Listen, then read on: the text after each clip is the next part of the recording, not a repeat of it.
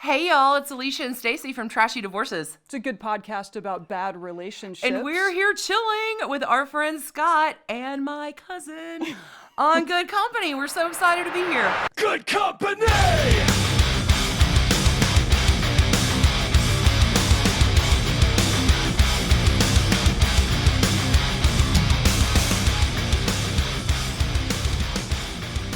Hey guys, my name's Scott Bowling and you're watching Good Company. Today we're with Alicia and Stacy.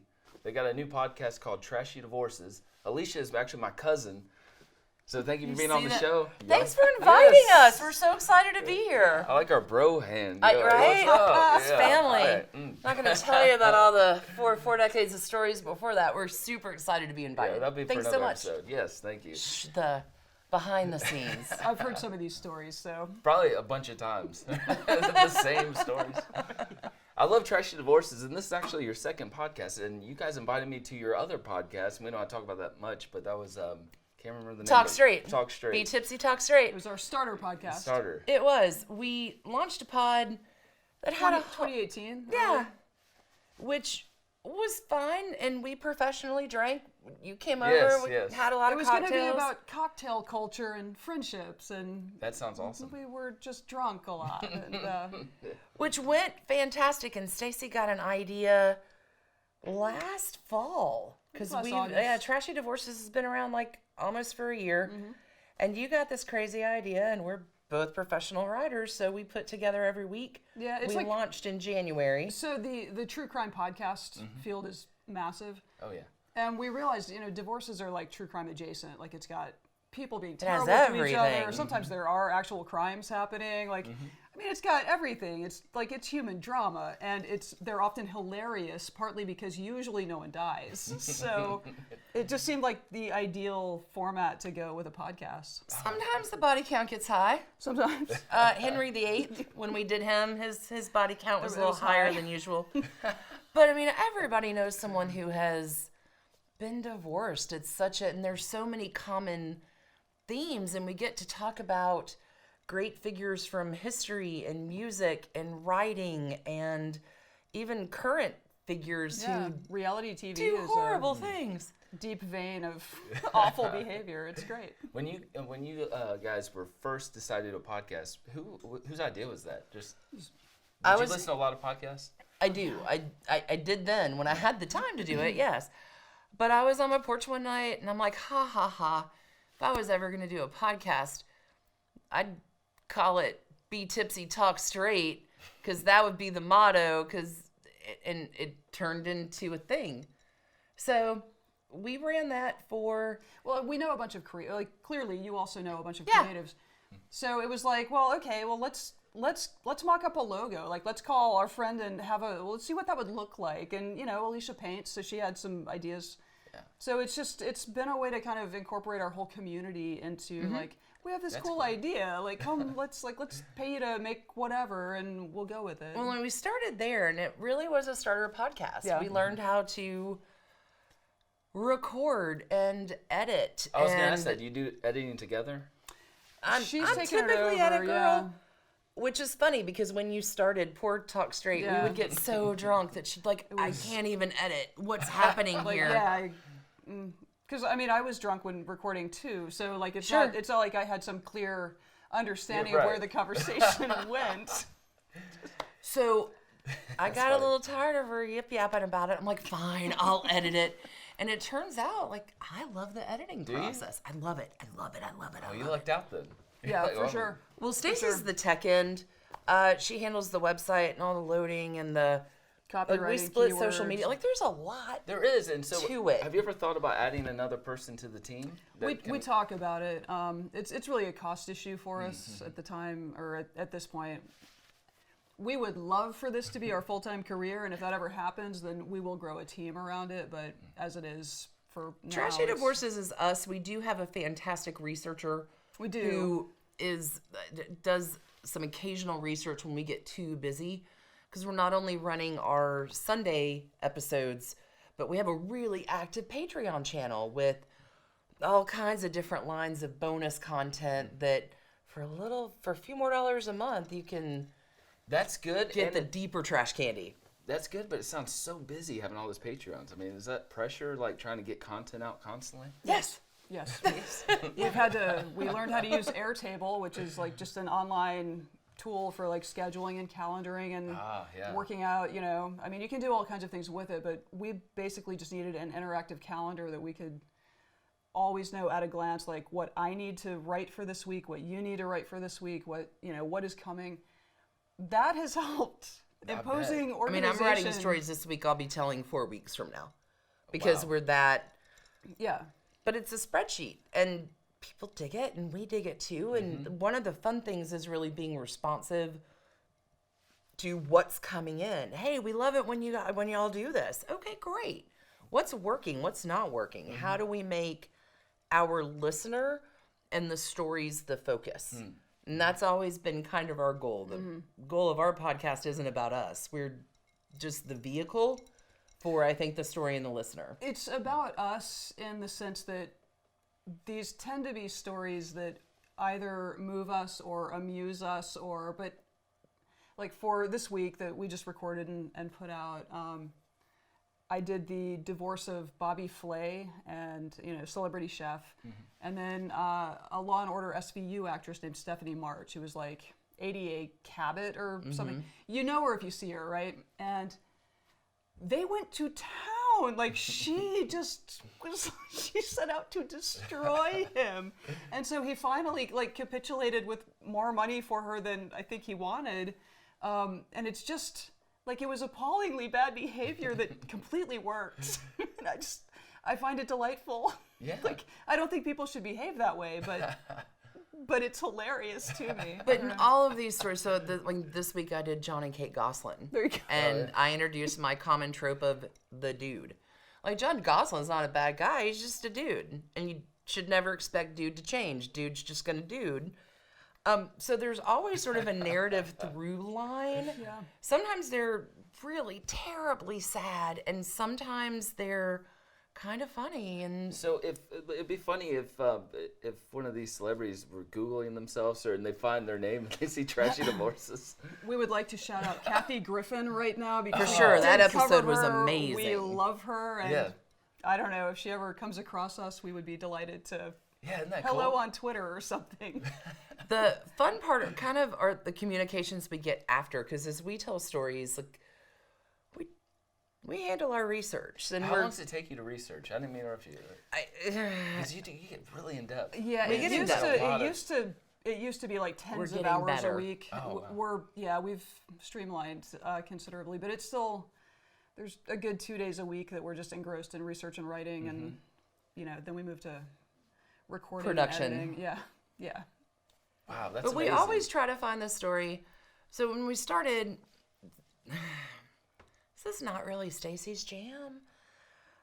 Like gossip culture and old Holly, like it's just not your thing. But Right. I really did I just wanted to tell funny stories about celebrities being mean to each other. Like that was really That's my a good whole. idea too. But I am a sidewalk licker with trash candy. Like I love old should quote that. Hollywood, and like trash candy's my thing. I study it. I'm like, you have this idea? This is fantastic. So it's sort of taken on a Yeah. definite life of its own, but I'm always in a story trying to find the thing I didn't know about that story. Because when I tell stories, I know a lot about them. I'm crafting a narrative, but what's the one bit of research that even I didn't know? Oh, that's cool. And our personalities are so drastically different. Yeah, and and just the hooks that catch us are really so we have all these like rabbit holes that we end up inevitably every week falling sure. down, like just countless. And so for Patreon, I ended up doing like a 25-minute deep dive. So America used to have a presidential yacht. Okay. For like a century. We just had this like fancy boat presidents would hang out on.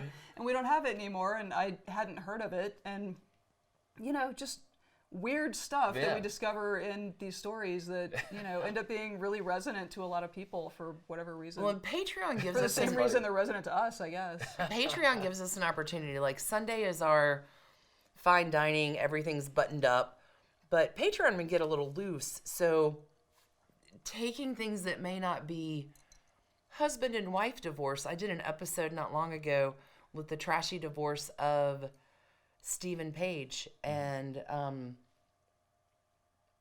The Bare Naked Ladies. the Bare Naked yeah. Ladies, Can't remember the Steve other guy's Page name and either. Ed Robinson There from you the go. Bare Naked Ladies. I've got one planned for the trashy divorce of John Lennon and Paul McCartney. Oh. So like it's Figurative. it's a Figuratively, good yeah. it's a good podcast great. about bad relationships and Yeah. like divorce happens in a million different ways and Wow, it's good fun point. to tell those stories. Oh, that's cool. I'm looking forward to hearing that. Yeah, Wow, one that's day good. one day we'll do Brexit if it happens. And in a special 5-hour trashy divorce. It's fun. Brexit. We are having so much fun with it. Yeah. And the community that's building and the stories we're telling, it really is a lot of fun. How did you guys do a live show? Didn't you do a live show or We something? did. We yeah. did, we Back in did. August.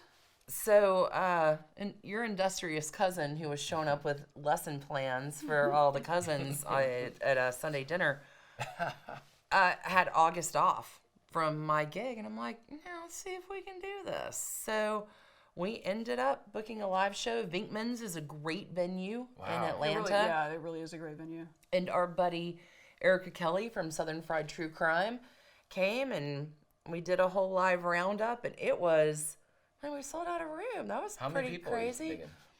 Like It was, 150. it was well over 100 Are people. you guys pretty comfortable being on stage in front of all these people? It was. Did you have to It was. drink It was one of the more bizarre One of us experiences. is. I mean, I had a great time too, but no, I mean, it was strange. I No, mean, I'm the you're- same way. I'd be freaked out. Yeah, you're in the room Yeah. and people are coming up to you like Stacy, and like and at the same time, I listen to a ton of podcasts, and so I know. I mean, it really just listening to voices that you get into, you do develop this like intimacy with it. So like I totally get where people are coming from. Like, you don't know this, but we're really good friends, and I'm like, I don't, but also I do. I do know that. Like I completely get it. One No, of us it was was a little super more fun. nervous. Oh, me. That's Oh, me. yeah, that was you. So in my real job, I've been training audiences, tiny to big, for 20 years. Good So point. I walked in like, yes, this is it. I was You really- you- walking on sunshine. Yeah, you really were. Yeah.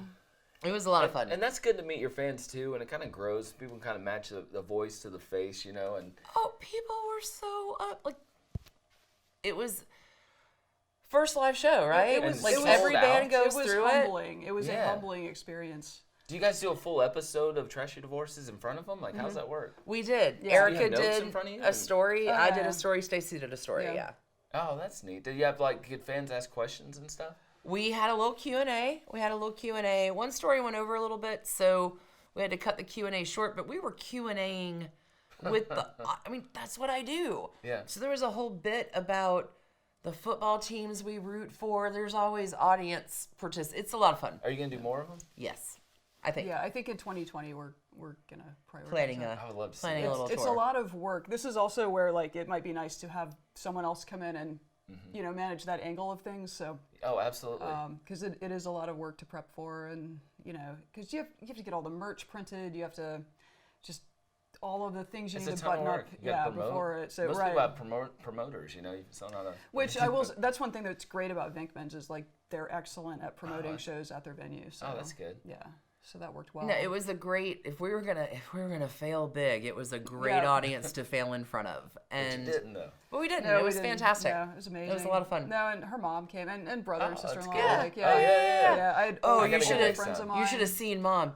So we sat Mom at a special table with my brother and my sister-in-law. DR. So I talked to her after, and she's like, "Oh no, Alicia. There's because there was a communal table, so there were 20 people at this table, and Mom's a star because she's Yes. my mom. So on the post-it after this, oh, Alicia, some people like you. Some people like Stacy.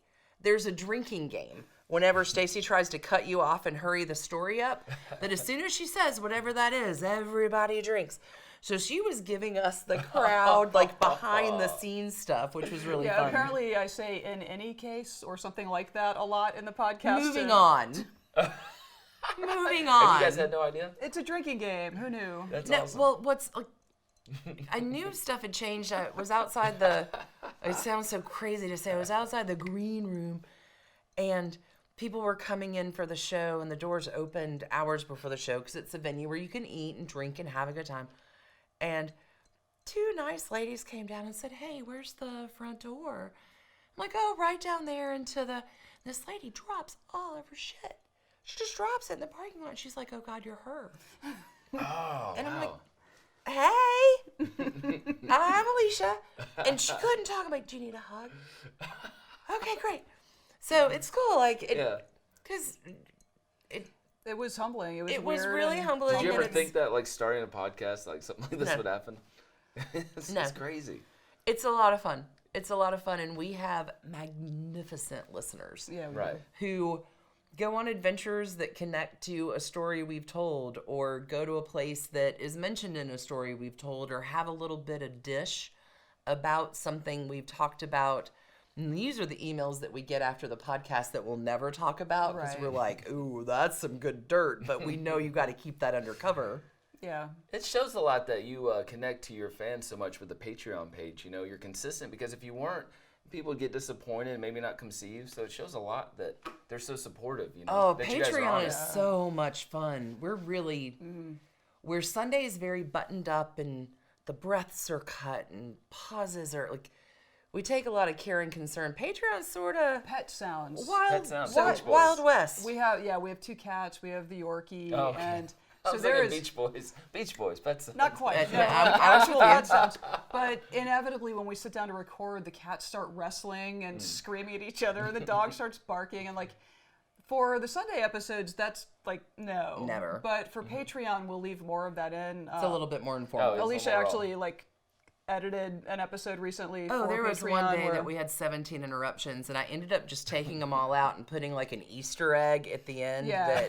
That Because like was hilarious. we Altogether. voice all of our pets too, and so there's everybody has a whole voice. conversations happening. Anyway, it's a lot of fun. Do you guys take requests, like the fans that say, "Can you do this divorce"? Oh, for sure. For sure. For Do you sure. pick them? I mean, do you choose them, or is this just whatever you guys decide? So I have a spread. You know me.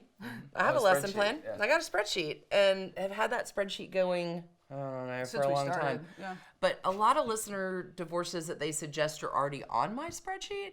There are a few that have come through. I've been like, oh yeah, that's a good one. Right now I have 9 seasons of ideas, and we're in season 4. But that's part of the amazing. fun is the lineup. So we always try to tell a story that there's a thread of a through line. Like there's something in common. They could be set 300 years apart, 1,000 years apart, but there's something in there that makes them similar where I can tie them together under like that common musical theme. So we did a listener request this week. We get them in. We get them Well, in. we also did listener stories a few weeks back. Ooh, that was a lot of And fun. so people sent us their own like disguised trashy divorces. Yeah. Okay. And I think I didn't even do what I think was my favorite one was a We've got listener- another one coming up. Yeah, but like this listener wanted to be called Stockard Channing, and she like lays out this whole like, and my husband Hugh Jackman, and my sister with like Princess Margaret. Princess Margaret. It was just, I mean, everyone gets to be really creative, Yeah. and it's just hilarious. fun. Yeah. Yeah. We are very lucky to play in this playground. Yeah. Is We're there very lucky. Is there any other podcasts like yours? Is there other podcasts that cover trashy? I mean, that you say it perfect, trashy Not divorces. that do divorces. The 2 female hosts telling each other stories format is pretty. It's very common in podcasting. But no, as far as I know, we're the only. We found Trashy a little divorces. bit of a niche. That's the thing. I googled. I was sure somebody owned the URL trashydivorces.com, and I was sure all that social medias were like those handles were taken, and none of them were. So Well, and we Do what's you guys own so- that name now? Yeah. Trashy Divorce? Yeah. We're Yeah, trademarked. we've Trademarked. We're it. trademarked with the federal government. But yeah, we're Nice. trashydivorces.com. We're at Trashy Divorces on Instagram and Twitter. Like That's great. I couldn't, it's- I couldn't believe that Sort was just of a hanging out yeah, there. it's such a misnomer. common. Yeah. Because you hear trashy divorces and you're Right. like, oh, that's going to be mean. We're never No, mean. we punch up. Like, we never ever. Yeah, we we never always punch punch up. laterally It's or fun. down. Yeah. Yeah. And so where can people find you online? Do you have your website? Oh yeah, trashydivorces.com. .com. Oh, Yeah, cool. I mean, if you plug Trashy Divorces into a search engine, you will get page after page of us. It's us. Not bragging, just No, like it was the most remarkable thing when we looked and the domain was open. We're like, buy that. Yeah. Trashydivorces.com. Like, done this and is done. going to So you happen guys now. lucked out. Yeah. So, and also, I didn't mention this in the intro. We're going to pick our favorite 80s records because this is a music show. We have to add music to it. We have to. Well, we've done a lot of episodes about music. We have. And yeah. I don't think anybody we're talking about today landed in any of those episodes yet. No, I don't think so. We'll There's see. maybe nobody I trashier. think Tina Turner may pop up in the. Oh, yeah, 84 Tina list, Turner but- will pop up. But yeah, but other than that, She's got a good story. she's got a really Tragic story. moving story. Very movie, too, 36 about her. cents. So my first one I picked was The Police, Synchronicity. I could have picked any Police album You because I was could've. Oh. going through them all. I was No, like, I like them all. Synchronicity is the one. They're hard to pronounce too, by the way. Some of them are like, what does that say? Yeah. But I can pronounce Synchronicity, so we're good. Yeah, I've always loved The Police, especially in high school for some reason. I don't know why, because like I didn't have a lot of friends that liked The Police. I was Because you had a cousin who Yes, really that's liked the right. Police. Because I was 12 when this album came Were out. you? Yeah. Yeah. 84, right? says right here. Hold on. 83? 83. Yeah. 83. Yeah. I was 'cause 3 when it you- came out. No, but like the one thing you and I have always talked about Mm-hmm. it, regardless, any family gathering has been like, all right, what are you listening to? Exactly. Yeah, I've always bonded with you guys like that. True. What are you listening to? And I remember you being a little kid, like, oh, I love the Deftones. Hey, Alicia, do you know about the Beastie Boys? I'm like, yeah, Oh, I know about yes. them. Let's Paul's talk. Boutique. Yep. Oh God, Paul's Boutique is the best. And I'm a drummer too. So Steve Copeland. I don't even know his name right now. Great drummer. I just love The Police, so I had to pull a Police record out. It's That's great choice. fantastic. Yes. Yeah. It's a They it's got a good great one. live DVD too. So anyway, that's my pick. And, It's a good one. Thank you. We got yours right here. I'll hand them to you. Uh, Look at this. Yes. all right. This is not on my list, but yeah, this is our 4-year age difference apparently. It is our factoring in. 4-year age difference. So Yaz, there are 2 of them. Yaz, you and me both, and Yaz upstairs at Eric's. Oh yeah. All So right, here's the okay. deal with Yaz. God. Okay, so they're called Yaz in North America. They're Yazoo in England. But there was already a band called Yazoo in North America, and so there was this like $3.5 million lawsuit or something. These are very early 80s, 1982 for both of these albums. So this is musical history right here. Vince Clarke, who is fresh out of Depeche Mode, he sat with them on their first album, Sit and Spell, leaves the band because they're not going in a direction he wants to go in. And Vince Clarke, synthesizer, it's the early 1980s, but super talented lyricist, super talented composer, answers an ad from Alison Moyet, who is a blues singer in Essex, England. He's the only person that answers. And she's like, hey, I kind of want to make a little blues band. This is not blues. Neither one of these are blues. But they formed together in this like 18-month period, put out 2 albums that are singularly, I wish I could take both of these 2 and stream them into one because it would be the perfect album. Vince Clarke goes on to team up with Andy Bell to make Erasure. So you hear Depeche Mode through this, you hear Erasure, you hear blues, you hear something that in the early 80s nobody else was doing, that ended up everybody else started to do that. But these 2 are undercover and so good. They're so good. So who told him about him? Like, how'd you find out about him? Like, how'd you stumble across that? Because I was in middle school Yeah. and you got hip on the cool English bands. I don't even really know, but I know that I listened to. Okay. Here's the deal. Upstairs at Eric's, fantastic. Fantastic just for Midnight and Only You. And if you watch, what's the stupid. I'm sorry, it's not stupid.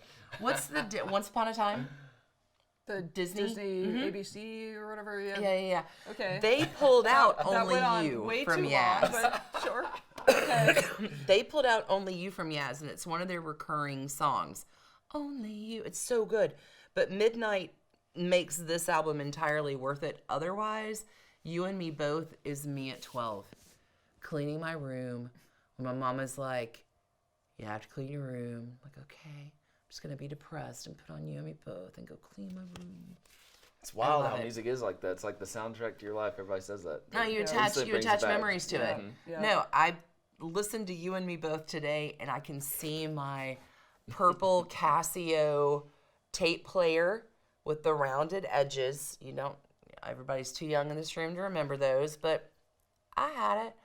It was lavender, little Casio dual recorder, so you could make your mixtapes too. Oh, I've done that. Yeah, back in the day. Oh, so good. I miss those days. Oh, You and Me Both. This one I picked out was Appetite for Destruction, Guns N' yeah. Roses. Oh, Yeah. Guns N' I was Roses. like first or second grade when this came out, and I had this on my wall. This album kind of just got me into music, Yeah. Something like struck a chord with me. I love this album. I always have. And Yeah, I guess still I was fall in down. like late elementary school when and Oh, also yeah. like same like Slash. I Oh mean, yeah, just they were like yeah. heroes when I was Oh a God, kid. Welcome to the Jungle. Oh, yeah. Come on. And being at like God. MTV playing that I videos. was about to yeah. say like back when MTV was like Take a me down to great cultural Paradise touchstone. City. And Are we breaking any copyright rules if I sing 2 seconds of a song lyric? Or okay. You can just Just sing them all. checking. Just go through them. No, I'm cool. Oh, sweet child of mine. yeah. God, it's a good album. I forgot what a good album this was. Oh yeah. In fact, they're Dude. still touring now. It's remarkable. Mm-hmm. But you've got bands who really have Rolling Stones, some fucking longevity. Oh yeah, Aerosmith, all original members. Yikes. Yeah. Oh, Aerosmith. 80s Aerosmith, 90s Aerosmith. It's 70s. amazing That's that it. Aerosmith and the Stones, like I think they're all original members for the most Yeah, part. right. Like, And that's a rare thing too. well, and given how they lived their youth, Yeah, that's for sure. like it's good job, guys. Good job. Keith Richards, I think, Has wrote a a book great or something. doctor. Oh yeah. Oh, I remember. Yeah, I saw Lived in him. a- I saw Keith Richards describe sobriety as very novel or something like that. Oh, that's He good. got clean for like 3 days and was like, that was quite the experience. That's funny. Oh, Keith Richards. Still hanging in though. I guess Mick Jagger just had heart surgery and he's Doing like fine. tweeting out his little dance videos now. Yeah, how old is he now? That's crazy. 72. Sounds I'm right. talking out of my Yeah. ass. I don't know, like early 70s. He's gonna live forever. So your next album is REM. Oh, so This is good. great. Here, I'll take that from you. Y'all, okay. What an album. Yeah. REM is such a soundtrack to the South. Like, it is in a very different, Especially weird, alternative. This era of REM. Later, it was sort of everyone's, but This is the last album. REM signed to IRS Records, and this is sort of their last album they had to make for them, which, y'all, Radio Free Europe, Gardening at Night, Talk About the Passion, South Central Rain, Don't Go Back to Rockville, Yeah, oh my which God. always reminds me of our cousin, Wimberly. Oh, really? Yeah. What was funny, like, we ended up on a beach vacation together, and she had an REM bootleg. This is in New Smyrna Beach. This is probably 1985. And that REM bootleg, because I brought my purple Casio recorder and made a bootleg of her bootleg, had Superman, Don't Go Back to Rockville. Like, REM was super undercover. So where I was a musical influence for you, I had an uncle on my mom's side who was in college when I was in middle school. So I kind of got the cast off, and this Yeah. is like early 80s where REM's really coming up on the college scene. I Can't Get There From Here, Driver 8. We've used that as an episode title. Romance, Follow Me, The One I Love, Finest Work Song. Oh, It's the End of the World as We Know It. I don't know if you know this about me, my secret talent, I can sing every word from that song. Oh, no way.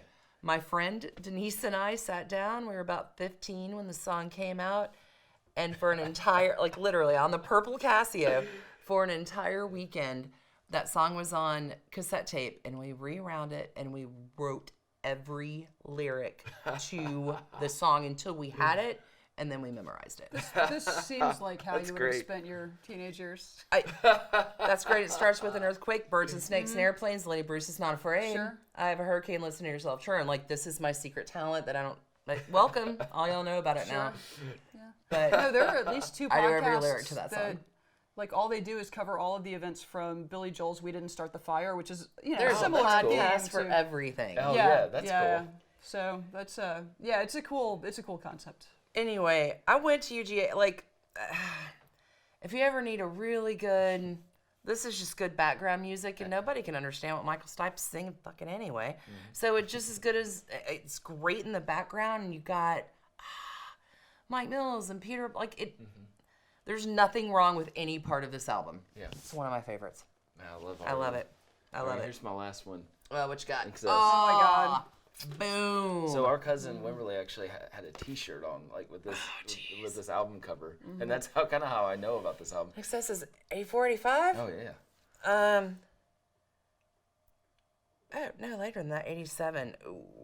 They made New a great. Sensation, Devil Inside. Every song's a single, right? So it's like Right. Every song 7 really Is is this a the single. last album before Michael Hutchinson Yes, I died? think so. Yeah, and they made a that's- documentary about him too that's coming out. No, It's I in theaters. I gotta see it. killed this on cassette tape in Word the out. Purple Casio. Word out, like to where. So do you wear out a cassette so much where you have to buy a new one? People say that, but I'm like, how is that? Like you listen to 1,000 times and it just stops the working? tape will snap after a certain Oh, point. does it? Like, yeah, it just plays over like the little element in the thing so many times that it'll. That's just like break. bragging right there. Like I broke the tape. Broke the damn tape. Yeah. No, I've replaced this on CD actually. God, Michael Hutchins was so pretty. I used to have a Walkman. I don't think that they were kind to. I'm sure like you can make a No. technology that is actually pretty friendly to tape, but I think just the cheap consumer electronics of the '80s were just like chewing them up as you that's went. true. Like, I mean, secretly, I still have 3 milk crates of cassette tapes that she doesn't know about. No, I know about and one I of still them. have my. Oh, okay, They're in separate there's places. 2 more, and I still have the Purple Casio too. That's still kicking it and going There's strong. nothing wrong with that. I like it. You gotta do what you gotta do. You gotta do what you gotta do. No, in excess, there was like this was it's a great album. my I love sophomore it. year. Every homecoming dance, every prom. This is where the 4 years make a difference because this is middle school for you. Seems right. Yeah. Yeah. But don't you love like streaming devices now because you can kind of find these old God. gems, you know? Yeah. Yeah.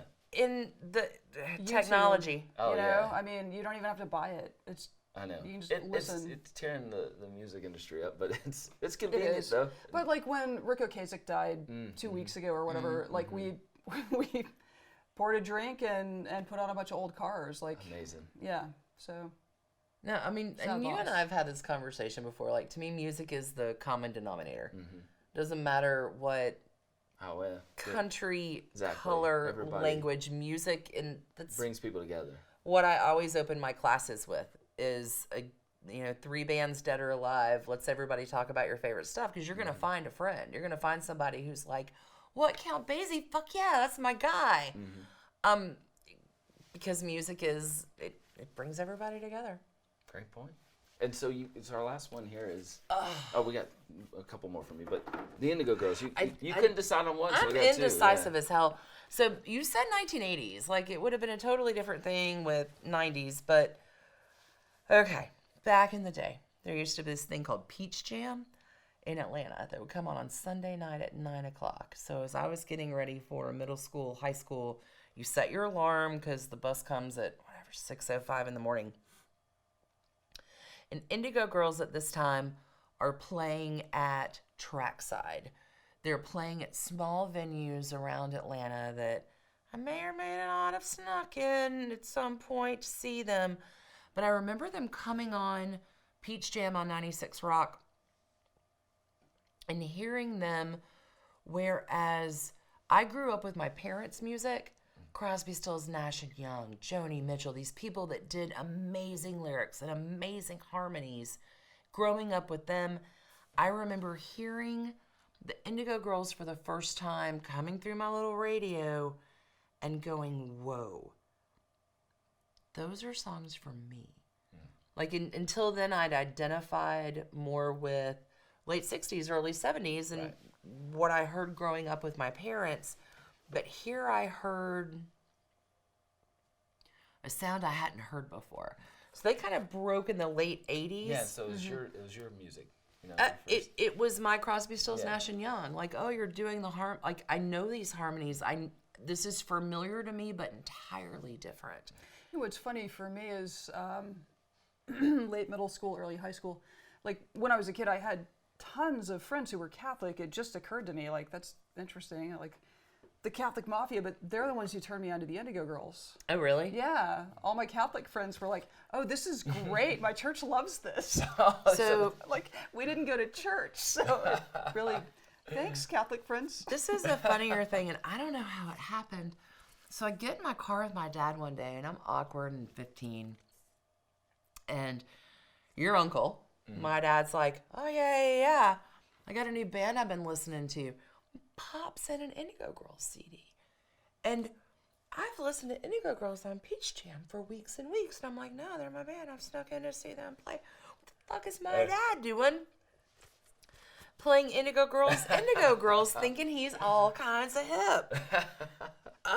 It was a very strange thing. I had these weird conversations in the car with my dad when he stumbles across something That's cool. Yeah. So, yeah. I mean, both of these, you can't, like, Strange Fire and Indigo Girls, this is when I think their voices blended enough that you hear them alike. Like, you have to, like, and each album has certainly taken its own turn, but these two are just classic 80s loves. My favorite Indigo Girls song is, I'm trying to pronounce it, Galileo. Galileo? Yes. That's Kate's favorite. That's my sister's favorite song. Yes. Yeah, it's an amazing song. It's not on this. That came out later, though, right? Yeah. That was... How come I can sing that song, but I can't pronounce the song? It's all in this Galileo. Galileo, yeah. It wasn't Indians, Nomads, and Saints. It was the one in between that. It was like a weird think it was pink album Swapophilia. cover. It Yeah. looked total 80s, I think. I could be getting that wrong. No, that seems right. I'm not sure. It may have been Swampophilia. I remember I bought it. Swampophilia is in the day it was 90s. released. Otherwise, that would be my favorite. God, like, but everyone, like, you find a band and you love a band and you hear that band's album when they come out with a new one and you're like, oh, I hate it. It's not like anything I've ever. This isn't the band I like. And then you listen to it again. And I'm like, no, that band's evolving. That band has had some evolution, and I love that. So the next one comes out, and you're like, no, go back to what this was. I think the one thing that the Indigo Girls have been able to do really well is maintain a like kernel of creativity in their work, that each album that comes out sounds a little different and progresses them musically along the way. They're my favorite. I just batch buy them every 5 years or so because they've been such a part of my musical life since I was 14 or something. Like, I don't feel the need to stay super current with them because I know I'm gonna love what they make, and so I just like buy 3 albums at a time every few years, and that's that. They're so good. Yeah. So the last one we have. Oh, this Billboard, is your jam. 1984. So this was the year I was 8. Can you hold that? Yeah, I can hold that. So basically, this year, just a ton of amazing music came out. We've got Owner of a Lonely Heart, Tina Turner's What's Love Got to Do with It, the Ghostbusters theme song, like, oh my Ray God, Parker. Karma Chameleon. Like, there's just so, if I had to be like trapped in any musical era, like You come and go. 1984 and 1985, like just like load it up. That could be my soundtrack for life. That's fine. I was 8 and 9. Like, it was a perfect time. Like for music. 1984 has got some legit. Oh yeah. Cyndi Lauper's breaking, Madonna's breaking, Thriller comes out. Yeah, it's just an incredible. Yeah, It is 80s go, because you wanted to center on the 80s. Like, yeah. The next year you've got like Boys of Summer by Don Henley, and like it's just everything. It was, I don't know, these 2 years I could absolutely just never hear music from any other era and be like, no, I'm okay. I'm okay. 84 was lit. It's limited, but I can live with this. It's fine. Well, you also had Van Halen in 1984. Oh, true. That came out New Year's Eve, Bruce 1983. Born in the USA came out. Oh, yes. Like, just remarkable music. It was amazing. And movies, too, had the best soundtracks, you know? Like, you think like Goonies, like Cyndi Lauper. Yeah. I mean, I just said... Goonies is still the best movie all time ever. Goonies never They say should die. remake it, though. Like, No reboots. Yeah. No reboots. That and Princess Bride, leave it alone. Oh, Princess Bride's good. No, leave it alone. Adventures in Babysitting. Leave it alone. Yeah, I saw that. Yeah. I know good. the cover. Yeah. Yeah. It's On the 80s side of a nostalgia building. day. It is. apparently, Nothing Oh. I appreciate you guys coming out. This Yeah, is no, Oh awesome. my has been gosh, fun. thank you so much for inviting This is us. great. I love This the has podcast. been a walk down memory lane. Thank you. Yeah, you gotta let me be honest. I'm not, well, you couldn't, I've been divorced once, so you can just talk about me. Well, there you go. We would totally We put do a whole you. family thing. Could absolutely keep it in the family. Sure, it would go over great. I love it. Thank you so much for being here. This is Thank great. you so much for Thank you inviting for us. This was a having lot of us. fun. Thank you, Stacey. Yeah, it's been wonderful. Thanks. Appreciate it. Keep it trashy. Yeah. Absolutely.